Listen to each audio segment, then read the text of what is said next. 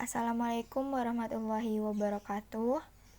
Kami mahasiswa Universitas Wiraraja, Fakultas Ekonomi dan Bisnis, Prodi Manajemen.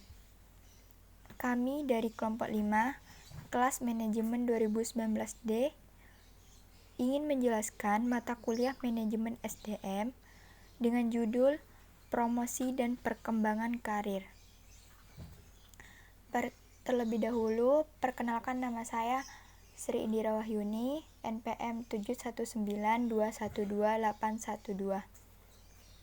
Nama anggota kelompok 5, Firda Widaning Tias, 719212769, Sri Indira Wahyuni, 719212812, Muhammad Zainuri, 719212884, Hairatul Ummah, 719212742.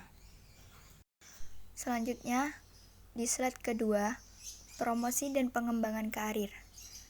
Di slide kedua menjelaskan apa itu promosi dan kesuksesan karir. Promosi adalah perpindahan yang memperbesar autoriti karyawan ke jabatan yang lebih tinggi di dalam satu organisasi sehingga kewajiban, hak status, dan penghasilannya semakin besar. Kesuksesan karir. Kesuksesan karir ada dua. Yang pertama, kemampuan dan kemauan untuk melihat jauh ke depan. Yang kedua, keuletan dari individu tersebut dan juga berdoa kepada Tuhan Yang Maha Esa. Selain itu, kita juga bisa melakukan perbuatan-perbuatan baik pada orang lain sehingga kita selalu memperoleh kesempatan yang baik.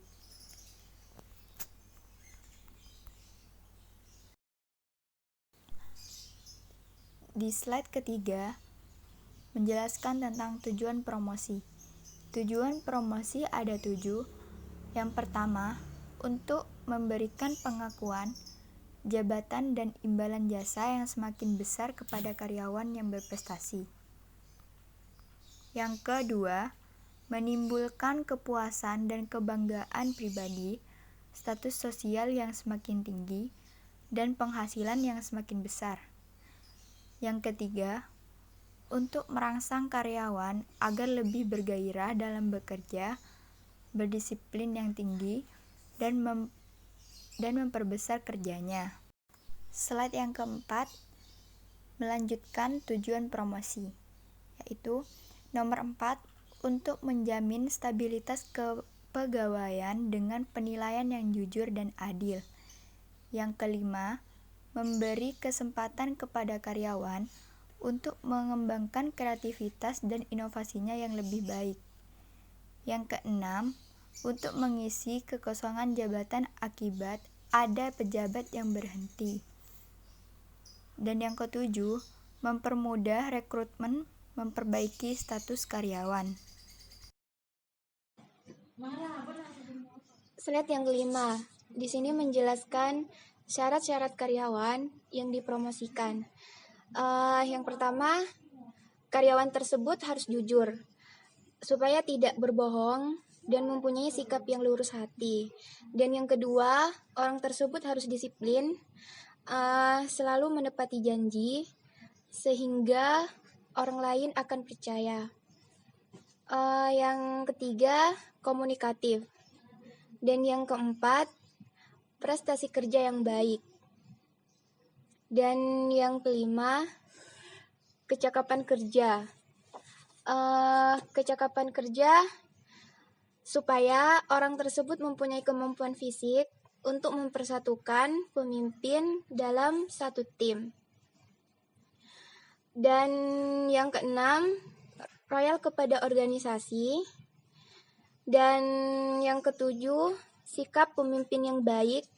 Artinya di sini orang tersebut berani dalam mengambil resiko dan juga mengambil keputusan. Dan yang terakhir, tingkat penduduk yang memadai. Slide yang keenam, di sini menjelaskan jenis-jenis promosi. Yang pertama, ada promosi sementara. Promosi sementara adalah pemberian kenaikan jabatan kepada karyawan untuk sementara waktu, karena ada jabatan yang lowong dan harus diisi. Yang kedua, promosi tetap. Promosi tetap di sini adalah menaikkan jabatan karyawan menjadi lebih tinggi dari sebelumnya, karena yang bersangkutan telah memenuhi syarat untuk dipromosikan. Yang ketiga, promosi kecil. Promosi kecil adalah menaikkan jabatan seseorang karyawan dari jabatan yang tidak sulit ke jabatan yang sulit, yang meminta keterampilan tertentu, tetapi tidak disertai peningkatan wewenang dan tanggung jawab serta gaji. Dan yang terakhir di sini ada promosi kering. Promosi kering adalah menaikkan jabatan seseorang dengan disertai tanggung jawab dan wewenang tetapi tidak disertai kenaikan gaji. Slide yang ketujuh di sini menjelaskan pengembangan karir. Dalam ilmu pengetahuan tertentu perilaku pada umumnya, karir mempunyai 3 pengertian, yaitu yang pertama, karir sebagai sejarah pekerjaan atau serangkaian posisi yang dipegangnya selama kehidupan kerja. Dan yang kedua, di sini menjelaskan karir sebagai urutan promosi atau pemindahan lateral ke jabatan-jabatan yang lebih menuntut tanggung jawab atau ke lokasi-lokasi yang lebih baik hierarki hubungan kerja selama kehidupan kerja seseorang. Dan yang ketiga, di sini menjelaskan karir sebagai petunjuk pekerjaan-pekerjaan yang membentuk suatu pola kemajuan yang sistematik dan jelas dalam jalur karir. Dilanjutkan dengan slide yang ke-8.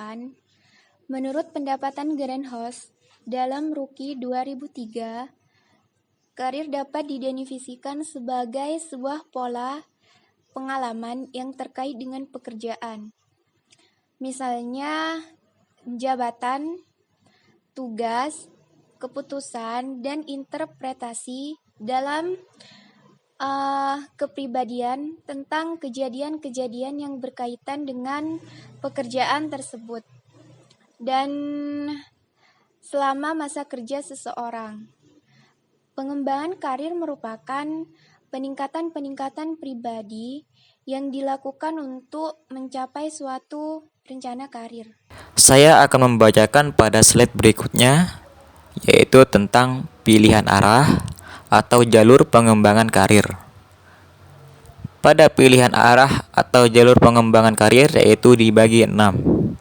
Yang pertama ada enrichment. Yang kedua ada lateral. Yang ketiga ada vertikal. Yang keempat ada relocation. Yang kelima ada exploration. Dan yang terakhir ada realignment. Baik, saya akan membacakan dari berbagai macam-macam tersebut dari yang pertama sampai yang terakhir. Yang pertama yaitu ada enrichment, yaitu pengembangan dan peningkatan melalui pemberian tugas secara khusus. Ini merupakan bentuk umum dari pengembangan karir. Yaitu yang kedua lateral, yaitu pengembangan ke arah samping suatu pekerjaan. Yang ketiga vertikal. Vertikal itu pengembangan ke arah atas pada posisi yang mempunyai bertanggung jawab dan wewenang yang lebih besar di bidang keahlian khususnya. Yang keempat ada relocation, yaitu perpindahan secara fisik ke unit organisasi lain maupun ke tempat yang dapat melengkapi kesempatan pertumbuhan dan peningkatan kemampuan karyawan untuk tetap pada pekerjaan yang sama. Yang kelima ada exploration. Exploration yaitu menjelajah ke arah yang lebih luas lagi kepada pilihan karir di dalam unit organisasi, yaitu untuk mencari dan mengumpulkan informasi sehingga dapat menjawab pertanyaan dan membuat suatu keputusan tentang potensi karir yang akan dipilihnya. Dan yang terakhir yaitu ada realignment. Pada realignment yaitu ada pergerakan ke arah bawah yang mungkin dapat merefleksikan suatu peralihan atau pertukaran prioritas pekerjaan bagi karyawannya. Bagi karyawan untuk mengurangi risiko, tanggung jawab, dan stres. Menempatkan posisi karyawan tersebut ke arah yang lebih tepat sekaligus sebagai kesempatan atau peluang yang baru. Selanjutnya yaitu ada tujuan jenjang karir jabatan. Pada tujuan jenjang karir jabatan, jenjang karir jabatan secara umum disiapkan dalam rangka memenuhi kebutuhan perusahaan untuk mengembangkan usahanya dengan dukungan penuh dari para karyawannya yang berkualitas karena telah berpengalaman melalui penelitian jenjang jabatan-jabatan organisasi maupun institut dari bawah sampai ke atas. Assalamualaikum warahmatullahi wabarakatuh. Perkenalkan, nama saya Firda Wildaning Tias, NPM 7192127769. Di sini saya akan melanjutkan penjelasan dari Muhammad Zainuri. Secara khusus, jenjang karir jabatan bertujuan untuk yang pertama yaitu memberikan kepastian arah karir jabatan karyawan dalam kiprahnya di lingkup organisasi. Yang kedua yaitu meningkatkan daya tarik organisasi atau institusi bagi para karyawan yang berkualitas. Yang ketiga yaitu memudahkan manajemen dalam menyelenggarakan program-program pengembangan sumber daya manusia, khususnya dalam rangka mengambil keputusan di bidang karir serta perencanaan sumber daya manusia organisasi atau perusahaan yang selaras dengan rencana pengembangan organisasi. Yang keempat yaitu memudahkan administrasi kepegawaian, khususnya dalam melakukan administrasi pergerakan karyawan dalam arah karir, promosi, rotasi, ataupun demosi jabatan. Dan di slide berikutnya yaitu faktor-faktor penentu karir. Karir merupakan jenjang jabatan atau pekerjaan yang pernah dijabat oleh seseorang selama orang tersebut bekerja di organisasi atau perusahaan.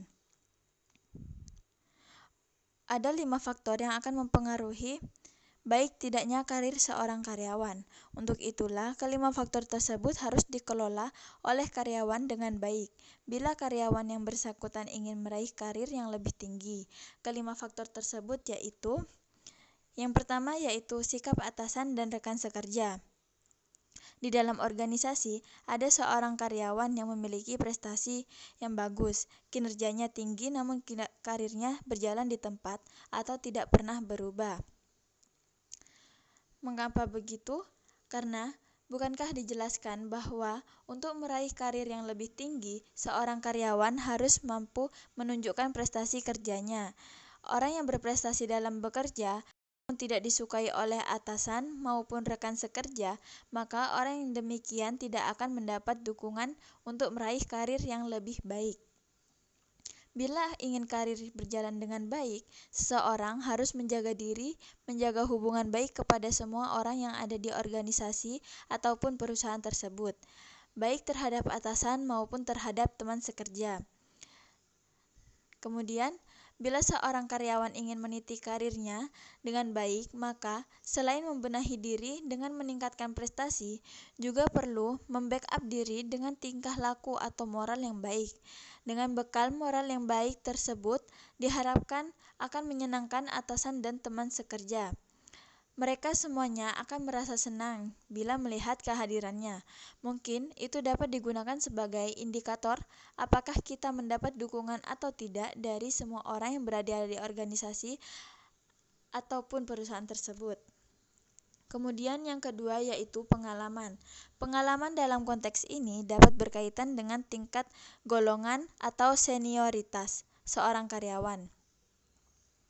Hal itu masih sulit dijawab karena dalam kenyataan ada junior justru lebih baik dari senior. Contohnya yaitu ada pegawai baru yang bekerjanya lebih baik daripada pegawai lama dalam hal pemecahan masalah berkaitan dengan pekerjaannya. Akan tetapi, beberapa pengamat menilai bahwa dalam mempromosikan para senior bukan hanya mempertimbangkan pengalaman saja, tetapi juga mempertimbangkan pada kemampuan dan keahliannya. Dan yang ketiga yaitu pendidikan. Faktor pendidikan biasanya menjadi syarat untuk duduk di sebuah jabatan. Contohnya yaitu syarat untuk menjadi dosen maka minimal harus berpendidikan sarjana. Dari contoh tersebut dapat dilihat bahwa faktor pendidikan mempengaruhi kemulusan karir seorang. Belum lagi kita melihat performa seseorang secara lebih objektif, bahwa semakin berpendidikan seseorang akan semakin baik, atau dengan kata lain, yang berpendidikan lebih tinggi akan memiliki pemikiran yang lebih baik pula, walaupun dalam kenyataannya ada ditemukan sebaliknya. Itu tentu ada kesalahan-kesalahan dalam proses pembelajaran, penilaian, dan sebagainya. Yang keempat yaitu prestasi. Prestasi dapat saja terjadi dari akumulasi dari pengalaman, pendidikan, dan lingkungan kerja yang baik. Namun, prestasi yang baik tentunya merupakan usaha yang kuat dari dalam diri seorang. Walaupun karena keterbatasan pendidikan, pengalaman, dan dukungan rekan-rekan sekerja, pengaruh prestasi dalam menentukan jenjang karir akan sangat jelas terlihat standar untuk menduduki jabatan tertentu dominan berdasarkan prestasi. Yang kelima yaitu faktor nasib. Faktor nasib juga turut menentukan walaupun diyakini porsinya sangat kecil. Bahkan, para ahli mengatakan faktor nasib berpengaruh terhadap keberhasilan hanya 10% saja, menurut Tohardi tahun 2002.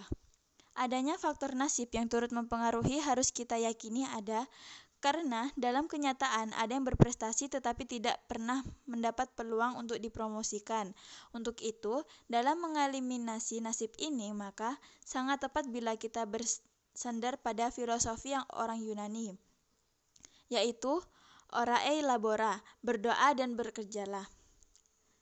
Untuk itulah dalam meraih karir yang lebih baik, selain kita harus berusaha kerja keras, maka harus diikuti juga dengan doa agar nasib yang misteri ini menjadikan kita yang terbaik, bukan sebaliknya.